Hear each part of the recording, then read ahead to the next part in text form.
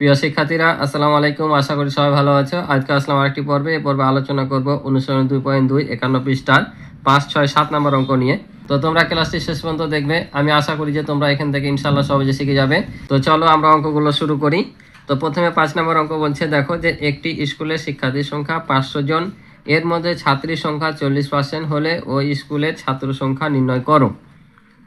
এখানে বলছে যে একটি স্কুলে মোট শিক্ষার্থীর সংখ্যা, শিক্ষার্থী মানে কি ছাত্র ছাত্রী উভয় শিক্ষার্থীর সংখ্যা অর্থাৎ ছাত্রছাত্রীর সংখ্যা 500 জন। এর মধ্যে বলছে ছাত্রীর সংখ্যা 40%। এই 40% মানে কি? আমি প্রথম পর্বে বলেছিলাম যে পার্সেন্টেজ মানে হচ্ছে 100, অর্থাৎ 100-র মধ্যে যা এখানে দেওয়া থাকবে তত। তাহলে এখানে 40% আছে, মানে 100-র মধ্যে 40, 100 ভাগের মধ্যে 40 ভাগ। তাহলে এখন চিন্তা করো তো, তাহলে 100 জন যদি হয় আর 100 জনের মধ্যে যদি 40 জন হয়, অর্থাৎ 100 জন শিক্ষার্থীর মধ্যে ছাত্রী তাহলে কতজন? 40 জন। 40% মানে 100-র মধ্যে, অর্থাৎ শিক্ষার্থীর সংখ্যা যদি 100 জন হয় তাহলে ছাত্রীর সংখ্যা 40 জন। তাহলে 100 জনের 40 জন হলে 500 জনের কত হবে সেটা আমাদের বের করতে হবে। তারপর 500 থেকে যদি আমরা এই ছাত্রীর সংখ্যাটা বাদ দিই তাহলে কি পাবো? ছাত্র সংখ্যা পেয়ে যাব, কারণ এখানে কিন্তু ছাত্র সংখ্যা চেয়েছে। এখানে ছাত্রীর পার্সেন্টেজ দেওয়া আছে আর উত্তরে চেয়েছে ছাত্র সংখ্যা। তাহলে আমরা আগে ছাত্রীর সংখ্যাটা বের করব, অর্থাৎ 100 জনের 40 জন হলে 500 জনের কত বের করব। তারপর 500 থেকে এই ছাত্রীর সংখ্যা বাদ দিলে আমরা ছাত্র সংখ্যা পেয়ে যাব। তো চলো আমি খাতায় করে দিই। তাহলে আমরা লিখবো 100 জন শিক্ষার্থীর মধ্যে ছাত্রী হচ্ছে 40 জন। তাহলে লিখে নিলাম যে 100 জন শিক্ষার্থীর মধ্যে ছাত্রী 40 জন। অতএব একজন শিক্ষার্থীর মধ্যে, কারণ 100% বলেছে, মানে মোট শিক্ষার্থী ধরে নাও যে 100, তাহলে 100 জনের মধ্যে 40, আর আমাদের বের করতে বলেছে কত জনের মধ্যে? 500 জনের মধ্যে। তাহলে আমরা লিখবো এখানে একজন শিক্ষার্থীর মধ্যে, তাহলে কম হবে, তাহলে কি হবে? ভাগ। কারণ 100 জনে 40 জন, একজনে কম হবে, আর কম হলে ওকে নিয়মে কি করতে হয়? ভাগ করতে হয়।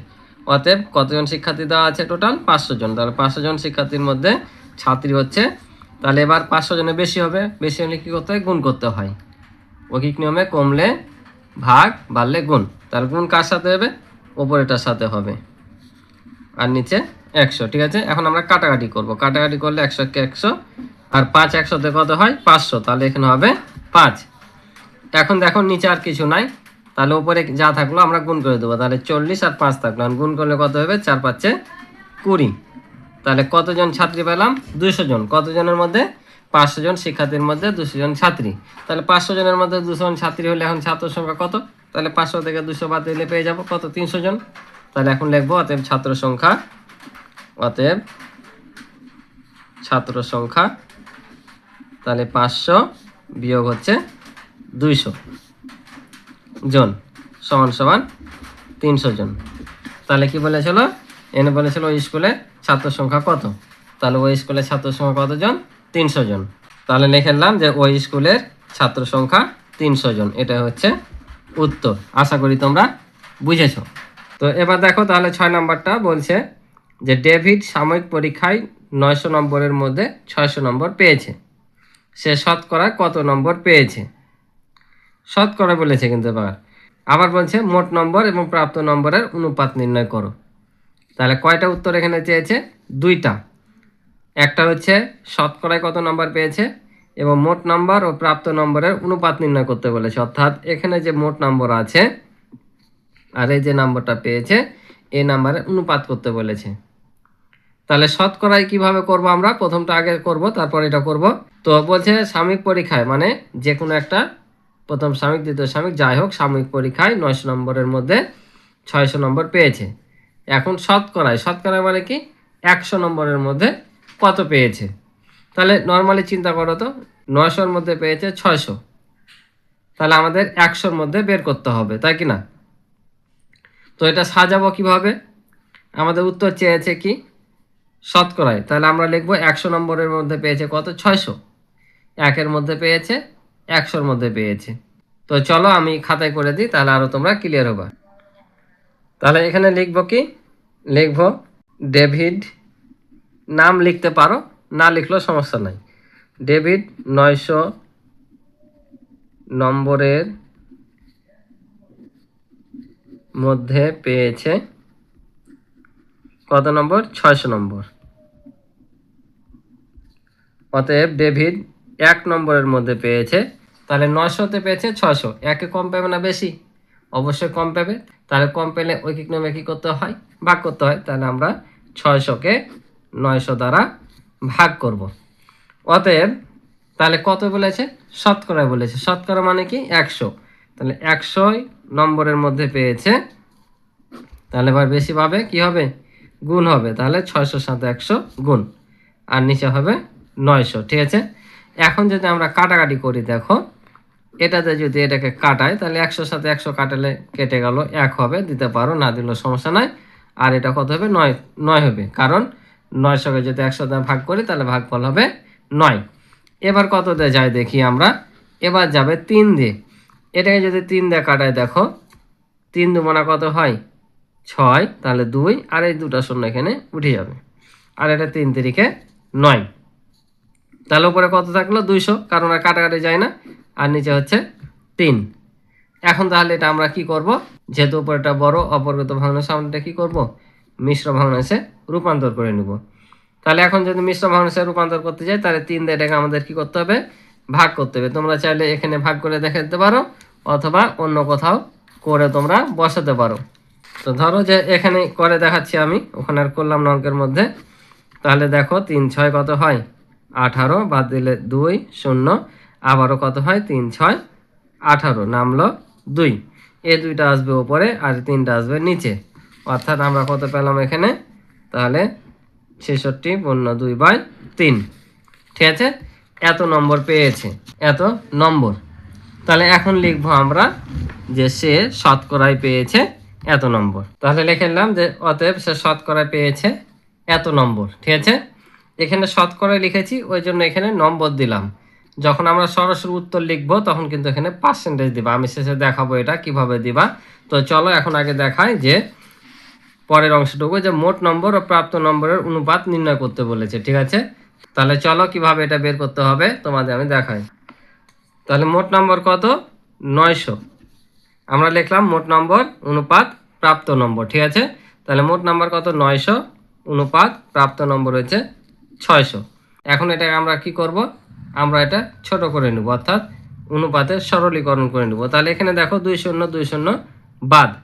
ঠিক আছে, আমি দুইবারে তোমাদের করে দেখার সুবিধা হবে। 2 0 2 0 বাদ, কারণ অনুপাতও কিন্তু একটি ভগ্নাংশ। আমরা যদি ভগ্নাংশ আকারে লিখি 2 0 2 0 বাদ হয়ে যাবে, 9:6। আমি একবারই করলে করতে পারতাম, কিন্তু তোমাদের বোঝার সুবিধার্থে আমি দুইবারে করছি। আবার কিন্তু এটাকে ভাগ করা যায়, কত দিয়ে? 3 দেয়। এটা হয় 3 তিরিকে 9, আর এটা 3 দুগুণা 6। যতক্ষণ পর্যন্ত ছোট করা যাবে ততক্ষণ পর্যন্ত ছোট করতে হবে। তাহলে আমাদের উত্তর শেষ। তাহলে এখন আমরা উত্তর লিখবো কিভাবে? যে উত্তর এই যে এটা লিখেছি, এটা কিন্তু আমরা কি দেবো? নম্বর দেবো না, উত্তর এখানে পার্সেন্টেজ দেবো। ঠিক আছে, যে এত পার্সেন্ট নম্বর পেয়েছে, বা নম্বর পেয়েছে এত পার্সেন্ট, এভাবে লিখতে পারো। ঠিক আছে, এবং মোট নম্বর ও প্রাপ্ত নম্বরের অনুপাত, তাহলে কত পেলাম? 3:2। এটা হচ্ছে উত্তর। বুঝেছ? এভাবে লিখবা। দেখি এত পার্সেন্ট নম্বর পেয়েছে এবং মোট নম্বর ও প্রাপ্ত নম্বরের অনুপাত হচ্ছে এত। আশা করি বুঝেছ। এবার চলো পরেরটা দেখি, 7 নম্বর অঙ্ক, এই পর্বের লাস্ট অঙ্ক। যে বলছে মুসান্না বইয়ের দোকান থেকে একটি বাংলা রচনা বই 84 টাকায় ক্রয় করলো, কিন্তু বইটির কভারে মূল্য লেখা ছিল 120 টাকা। সে শতকরায় কত টাকা কমিশন পেল? তাহলে কি বলছে? মুসান্না একটি বইয়ের দোকানে গিয়ে বাংলা বই কিনেছে কত? 84 টাকায়, কিন্তু বইটির কভারের মূল্য ছিল 120 টাকা। শতকরায় সে কমিশন কত পেল? এখানে দুটা জিনিস তোমাদের কাছে নতুন আসছে, তোমরা দেখো ভালো করে।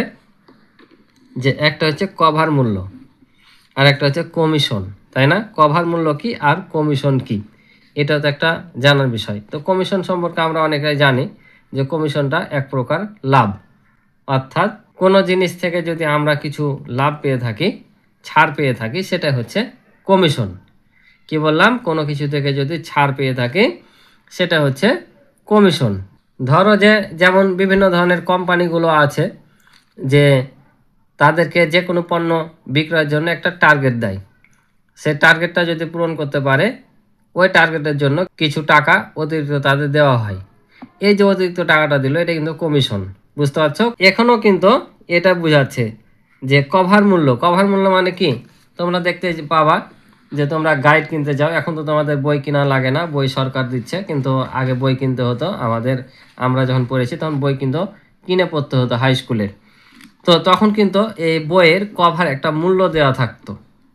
ধরো যে গণিত বইয়ে 50 টাকা, বাংলা বইয়ে 30 টাকা, এভাবে কিন্তু মূল্য দেওয়া থাকতো। তো এখন যেমন তোমরা গাইড কিনো, গাইডে দেখবা যে একটা মূল্য দেওয়া থাকে। ঠিক আছে, দেখবা গাইডে একটা মূল্য দেওয়া থাকে।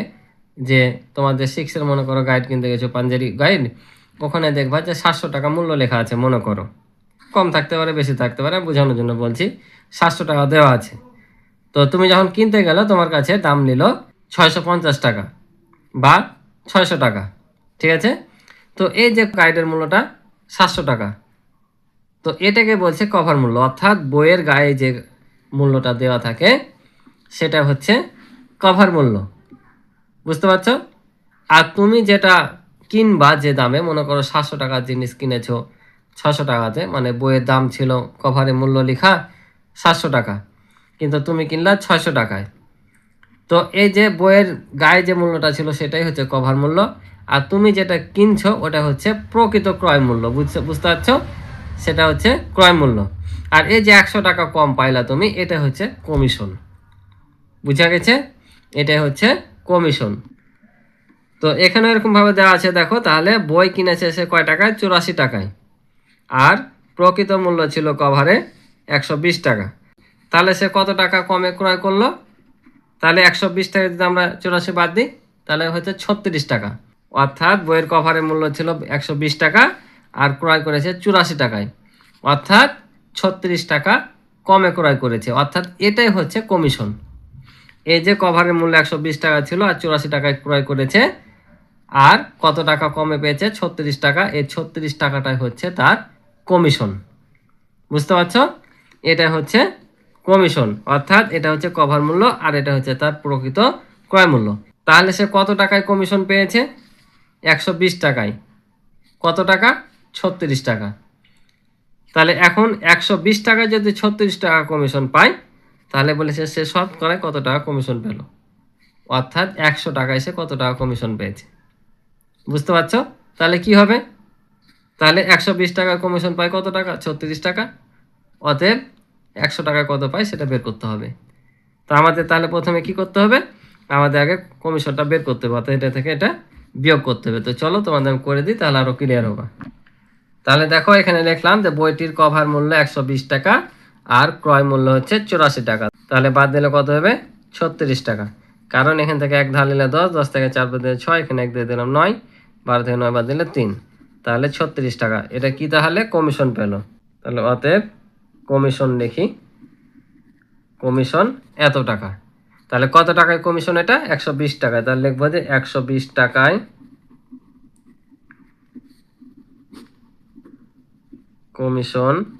কমিশন পেল কত টাকা? 36 টাকা। অতএব 1 টাকায় কমিশন কম পাবে না বেশি? কম। তাহলে এটা ভাগ করে দেব। অতএব শতকরায় বলেছে, তাহলে 100 টাকায় কমিশন পেল, তাহলে 36 গুণিত 100, আর এখানে 120। এখানে যেটা থাকবে যদি বেশি হয় সবসময় কিন্তু উপরে বসবে। ঠিক আছে, তাহলে এখন যদি আমরা কাটাকাটি করি, আমরা 20 দিয়ে সরাসরি কাটিয়ে দিই, এটাকে 20 দিয়ে যদি কাটাই তাহলে কত হয়? 5 20 100, আর এটা যদি কাটাই 6 20 120, এটার সাথে এটা কাটালে 6 কে 6, এটা 6 6 36। তাহলে নিচে আর কিছু থাকলো না, উপরে এটা গুণ করে দেবো, অর্থাৎ উপরে যা আছে গুণ, তাহলে 5 6 30 টাকা। ঠিক আছে, তাহলে এখন কি বলেছে যে সে শতকরায় কত টাকা কমিশন পেল। তাহলে উত্তর আমরা যখন এখানে লিখব তখন 30% দেবো। ঠিক আছে, তো তোমরা এখানে চাইলে লিখতে পারতা যে সে এত পার্সেন্ট কমিশন পেল। কেমন? যে এখানে এভাবে লিখতে পারতা যে অতএব সে কমিশন পেল 30%, তারপরে উত্তর দিতে পারতা। আর নাও যদি এটা দাও তারপরও কিন্তু সমস্যা নাই। ঠিক আছে, সরাসরি উত্তর দিলেও হবে, কিন্তু উত্তরে কোনো সময় যখন শতকরা উত্তর চাইবে, কোনো সময় উত্তরে কিন্তু তোমরা টাকা বা নম্বরে এমন কিছু দিবা না। উত্তরে সবসময় কি দিবা? এই পার্সেন্টেজ দেবা। যদি পার্সেন্টেজ না দাও তাহলে কিন্তু এখানে ভুল ধরে তোমাদের নাম্বার কেটে নিবে। তাই এখানে যা আসুক উত্তরে তোমরা পার্সেন্টেজ দিবা, ঠিক আছে? এভাবে লিখলো পার্সেন্টেজ দিবা, উত্তরে লিখলো পার্সেন্টেজ দিবা, কখনো টাকা বা নম্বর এগুলো দিবা না। শতকরাই হলে পার্সেন্টেজ, ঠিক আছে? তো আশা করি তোমরা অঙ্কগুলো বুঝেছো। তো ক্লাসটি ভালো লাগলে অবশ্যই চ্যানেলটি সাবস্ক্রাইব করে আমার পাশে থাকবে এবং ভিডিওতে লাইক করে দিবে। আর ইতিপূর্বে যারা চ্যানেলটি সাবস্ক্রাইব করে রেখেছো তাদেরকে অসংখ্য ধন্যবাদ।